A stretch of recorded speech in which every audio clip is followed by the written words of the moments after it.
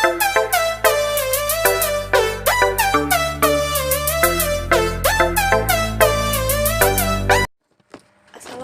warahmatullahi wabarakatuh. Perkenalkan, nama saya Risma Umaya dari kelompok 3 akan menjelaskan bentuk-bentuk badan usaha. Pengertian badan usaha di sini adalah sebuah organisasi kesatuan yuridis atau hukum yang terstruktur dalam mengelola faktor-faktor produksi untuk menghasilkan barang dan jasa yang bertujuan untuk mencari laba atau keuntungan. Nah, selanjutnya di sini ada perbedaan badan usaha dengan perusahaan. Nah, kalau badan usaha di sini, yang pertama itu suatu kebulatan ekonomi, yang kedua kesatuan yuridis dan ekonomi, yang ketiga kesatuan organisasi yang menggunakan faktor-faktor produksi untuk menghasilkan barang dan jasa dengan tujuan mencari keuntungan. Yang terakhir itu tempat kedudukan.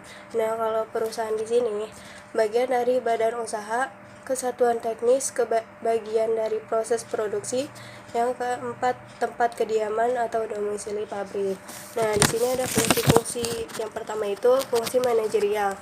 Nah, fungsi yang menyatakan bagaimana suatu usaha dikelola terdiri dari fungsi perencanaan. Nah, kedua ini pertumbuhan ekonomi sangat dipengaruhi oleh kemajuan dunia usaha. Nah, yang ketiga ini operasional atau fungsi yang memungkinkan suatu badan usaha dapat melaksanakan dengan baik. Yang keempat ini sosial. Nah, fungsi sosial badan usaha berhubungan dengan lingkungan di luar badan usaha. Fungsi sosial ini menyatakan sejauh mana suatu badan usaha mampu memberikan manfaat nyata bagi lingkungan di luar badan usaha tersebut. Bismillahirrahmanirrahim. Nama saya Rijal Subianto. Saya akan melanjutkan materi selanjutnya, yaitu bentuk-bentuk badan usaha. Jenis-jenis badan usaha dapat digolongkan menjadi 6, yaitu perusahaan perseorangan, firma, perseroan komanditer, perseroan terbatas, badan usaha milik negara atau BUMN, koperasi, dan yayasan. Yang pertama, perusahaan perseorangan. Perusahaan yang keseluruhan dimiliki oleh seseorang secara pribadi yang bertanggung jawab penuh atas semua resiko dan aktivitas yang dijalankan perusahaan. Perusahaan perseorangan lebih mudah didirikan karena tidak perlu izin usaha, tidak perlu berbadan hukum, dan modalnya tidak besar. Ciri-ciri perusahaan perseorangan. Pertama, relatif mudah didirikan dan dibubarkan, tanggung jawab tidak terbatas, tidak ada pajak, yang ada retribusi, sulit mengatur roda perusahaan karena diatur sendiri. Keuntungannya adalah seluruh untung menjadi miliknya, kepuasan pribadi, kebebasan, dan fleksibilitas. Lalu yang bentuk-bentuk usaha yang kedua yaitu perusahaan firma. Perusahaan yang dimiliki oleh 2 orang atau lebih dan menjalankan perusahaan atas nama perusahaan. Untuk mendirikan firma terdiri dari 2 cara, yaitu pertama melalui akta resmi, maka proses selanjutnya harus sampai di berita negara, dan kedua, akta di bawah tangan proses tersebut. Tidak perlu, cukup melalui kesepakatan pihak-pihak terlibat. Ciri-ciri sifat firma, perusahaan firma. 1. Setiap anggota firma memiliki hak untuk menjadi pemimpin. Lalu yang kedua, seseorang anggota tidak berhak memasukkan anggota baru tanpa seizin anggota yang lainnya. Yang ketiga, seseorang anggota mempunyai hak untuk membuka firma. Keempat, pendiriannya tidak memerlukan akta pendirian. Keuntungannya antara lain, untuk mendirikan firma relatif mudah, tidak memerlukan persyaratan yang berat, namun jika dibandingkan perusahaan perseorangan lebih sedikit berat karena dalam firma tidak perlu kesepakatan para pihak yang akan mendirikan firma. Dan yang lainnya lebih mudah berkembang karena dipegang lebih dari 1 orang, sehingga lebih terbuka terhadap berbagai pendapat atau kritikan untuk kemajuan usaha. Kekurangan dari firma antara lain, pemilik firma memiliki tanggung jawab yang tidak terbatas atas hutang yang dimilikinya. Apabila salah satu pihak memiliki firma meninggal dunia atau mengundurkan diri, maka akan mengancam perusahaan. Lalu kesulitan dalam peralihan kepemimpinan karena kepentingan para pihak yang terlibat dan terjadi konflik kepentingan sehingga mengancam kemajuan usahanya. Lalu perusahaan yang ketiga yaitu perseroan komanditer. Suatu persekutuan yang didirikan oleh beberapa orang yang masing-masing menyerahkan sejumlah uang dalam jumlah yang tidak perlu sama. Orang-orang aktif dalam upaya memajukan perusahaan disebut sekutu komplementer, sedangkan orang yang hanya menyerahkan modal dan tidak terlibat secara langsung dalam menjalankan perusahaan disebut sekutu komanditer. Keanggotaan dalam CV perusahaan komanditer ini secara umum terbagi menjadi dua, yaitu anggota aktif dan anggota pasif. Anggota aktif yaitu yang mengelola perusahaan secara aktif. Jika perusahaan rugi, maka untuk melunasi kewajiban digunakan seluruh kekayaan pribadinya sendiri. Lalu yang kedua, anggota pasif, yaitu anggota yang hanya mengikuti disertakan modal. Anggota ini hanya bertanggung jawab hanya sebatas modal yang disertakan. Bentuk-bentuk keanggotaan CV ada 4 macam: sekutu umum, sekutu terbatas, sekutu diam, sekutu rahasia, sekutu senior dan junior, juga doman atau sleeping partner.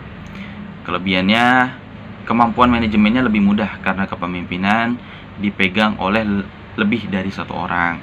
Kekurangannya, salah satunya kelangsungan hidup persekutuan tidak terjamin. Lalu yang keempat, perusahaan perseroan terbatas. Perseroan terbatas adalah suatu badan yang mempunyai kekayaan, hak, serta kewajiban sendiri yang terpisah dari kekayaan. Hak serta kewajiban para pendiri maupun para pemilik. Syarat formal pendirian PT perseroan terbatas ini adalah sebagai berikut. Modal statuter, yaitu modal yang besarnya ditetapkan sebagai modal perusahaan yang dicantumkan dalam akte pendirian. Yang kedua, modal yang ditetapkan, yaitu modal yang berupa saham yang telah ada pemiliknya, besarnya minimal 20% dari modal statut. Yang ketiga, modal yang disetor, yaitu modal yang telah disetor secara tunai atau barang yang jika dinilai dengan uang besarnya minimal 10% dari modal yang telah ditetapkan. Modal portofolio, yaitu modal berupa saham yang masih dalam perusahaan. Kelebihannya salah satunya kelangsungan hidup perusahaan terjamin karena tidak dapat dengan mudah dibubarkan meskipun salah satu anggotanya atau pemegang saham menyatakan mengundurkan diri. Yang kedua, kekurangannya itu kurangnya perhatian pemegang saham terhadap perusahaan karena mereka merasa tanggung jawab mereka terbatas. Lalu ada pemungutan pajak untuk perusahaan terbatas relatif lumayan besar.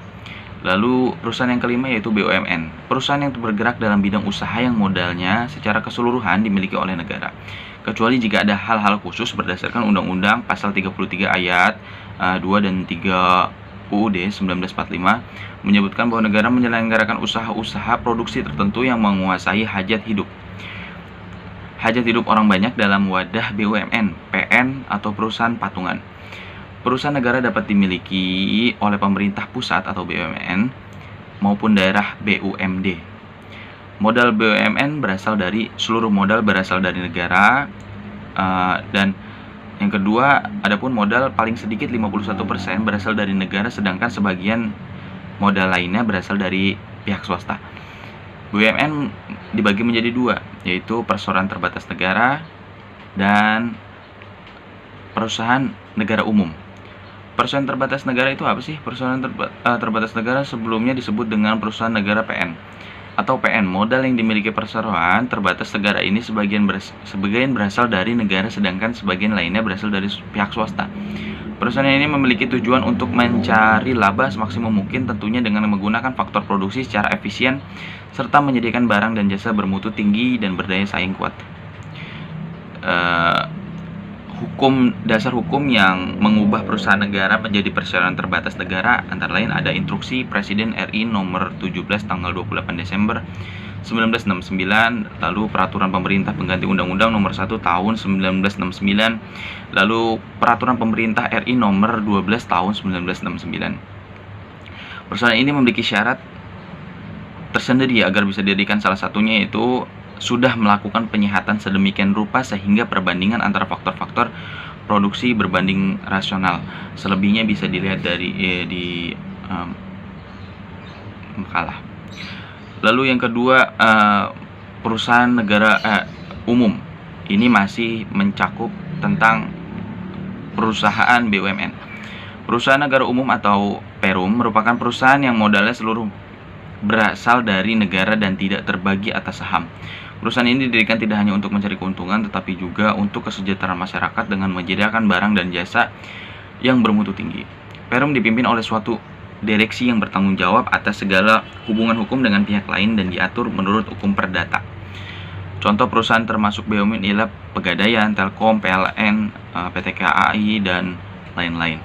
Berikut ini merupakan ciri-ciri umum BUMN antara lain melayani kepentingan masyarakat, lalu berusaha memperoleh keuntungan, berstatus badan hukum, bergerak di bidang produksi atau jasa yang bersifat vital atau menyangkut hajat hidup orang banyak. Lalu perusahaan yang keenam dari bentuk-bentuk badan usaha adalah koperasi. Koperasi bergerak di bidang ekonomi yang bertujuan untuk meningkatkan kesejahteraan anggotanya yang bersifat murni, pribadi, dan tidak dialihkan. Peranan koperasi dibedakan menjadi dua macam, yaitu peranan ekonomi dan peranan sosial. Landasan dan pelaksanaan koperasi di Indonesia menurut Undang-Undang Pokok Perkoperasian Nomor 12 Tahun 1967 bahwa koperasi Indonesia mempunyai 3 landasan, yaitu landasan lidil, landasan struktural, yaitu Undang-Undang 1945, lalu landasan mental, yaitu seta kawan dan kesadaran pribadi. Prinsipnya dari koperasi ini yaitu keanggotaannya semua bersifat sukarela. Pengelolaan manajemen koperasi dilakukan secara demokrasi, hasil usahanya dibagikan secara adil sebanding dengan jasa masing-masing anggota. Ciri-cirinya lebih mengutamakan keanggotaan, anggotanya bebas keluar masuk menjadi anggota, menjalankan usaha demi kesejahteraan, didirikan secara tertulis dengan akta pendirian. Koperasi pun memiliki kelebihan antara lain pengelolaannya bertujuan untuk memupuk laba demi kepentingan anggotanya. Koperasi dapat berperan sebagai konsumen maupun produsen. Koperasi berdasarkan kesukarelaan selalu mengutamakan kepentingan anggotanya. Lalu diantaranya ada kekurangannya, memiliki keterbatasan di bidang permodalan, daya saing koperasi lemah dibandingkan dengan badan usaha lainnya, tingkat kesadaran untuk berkoperasi pada anggota masih rendah. Lalu perusahaan selanjutnya dan yang terakhir yang saya bahas adalah perusahaan yang berbentuk yayasan. Yayasan merupakan badan usaha yang dibentuk untuk kegiatan sosial atau pelayanan masyarakat. Tujuannya memberikan pelayanan seperti kesehatan atau pendidikan atau pemberdayaan masyarakat umum dan tidak mencari keuntungan. Modal berasal dari sumbangan, wakaf, hibah, atau sumbangan lainnya. Dalam menjalankan kegiatan sehari-hari, yayasan mempunyai organ yang terdiri dari satu pembina, pengurus, dan pengawas. Ketentuan, syarat, dan pendirian yayasan antara lain, yayasan didirikan oleh satu orang atau lebih dengan memisahkan sebagai harta kekayaan pendiriannya sebagai kekayaan awal.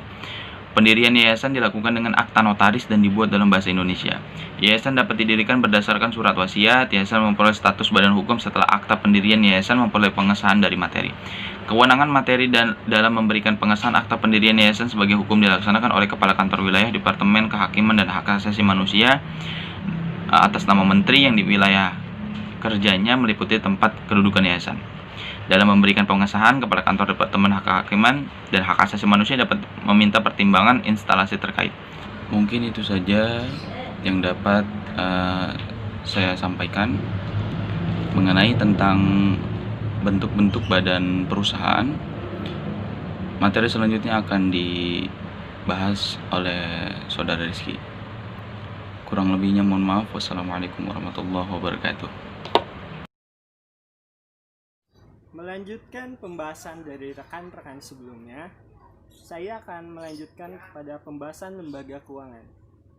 Lembaga keuangan pada dunia keuangan yang bertindak sebagai lembaga yang menyediakan jasa keuangan bagi nasabahnya. Bentuk umum dari lembaga keuangan ini adalah termasuk perbankan dan building society. Pertama, lembaga keuangan bank. Bank adalah di mana pada umumnya lembaga ini diatur oleh regulasi keuangan dari pemerintah. Adapun bentuk-bentuk perbankan atau bank adalah BPR, prinsip usaha, konvensional, dan syariah. Yang kedua, non-bank. Lembaga non-bank adalah semua badan yang melakukan kegiatan di bidang keuangan yang secara langsung dan tidak langsung menghimpun dana,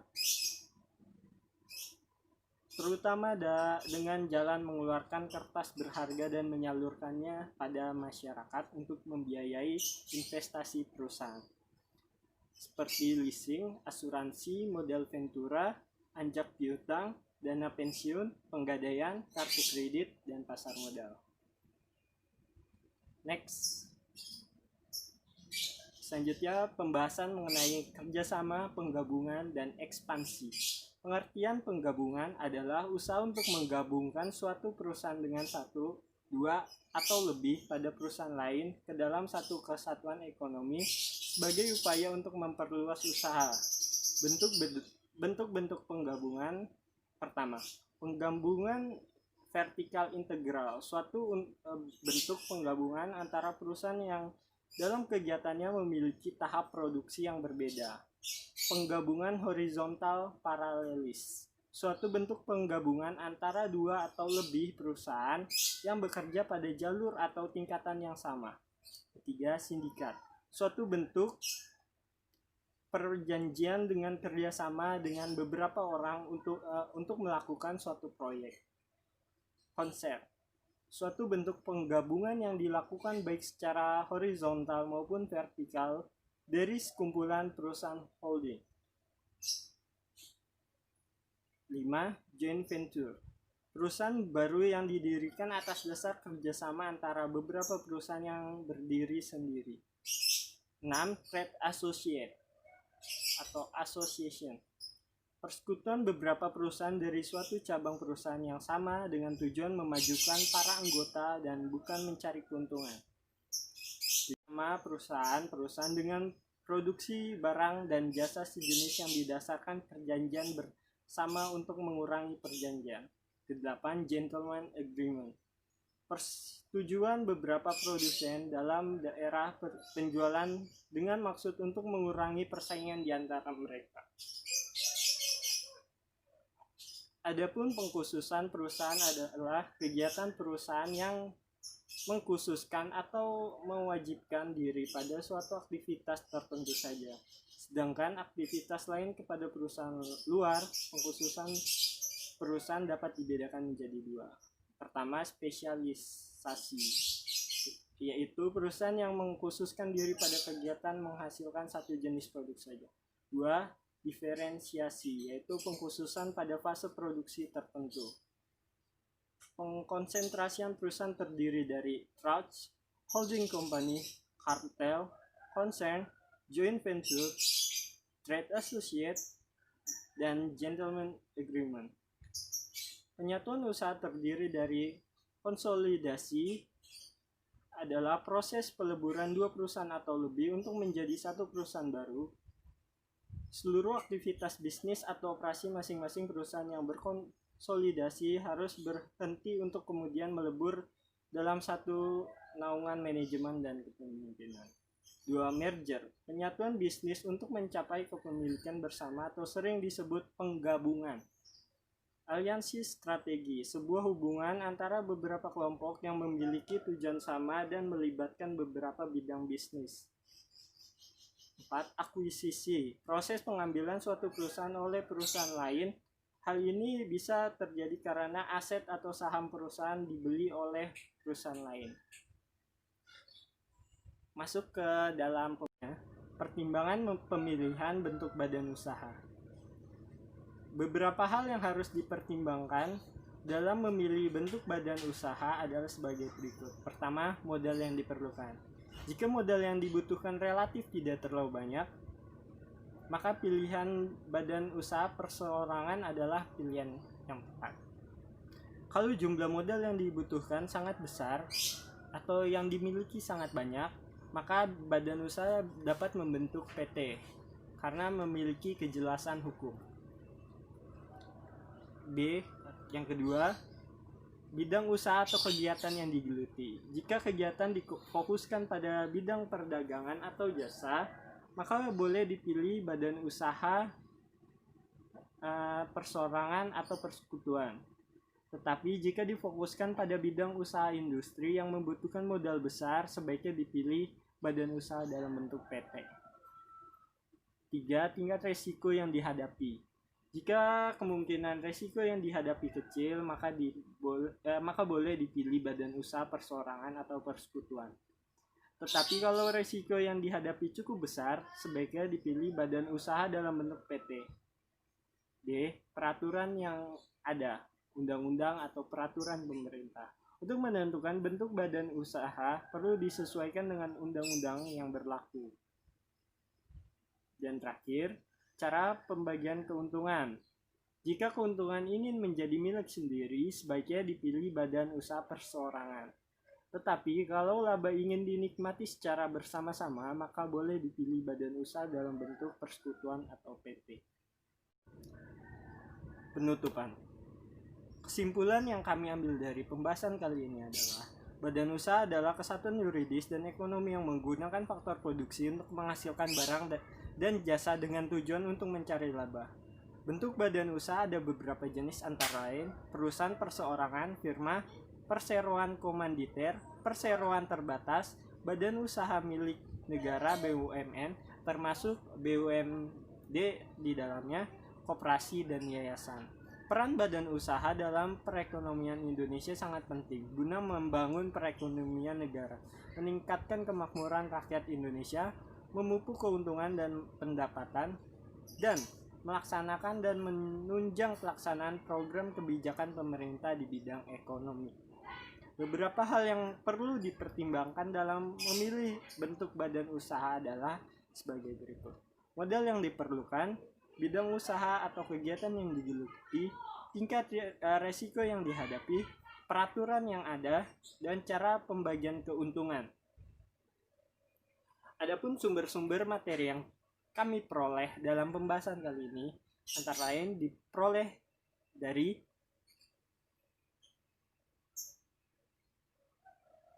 demikianlah presentasi via online kelompok 3 mengenai bentuk-bentuk badan usaha. Kurang lebihnya mohon maaf.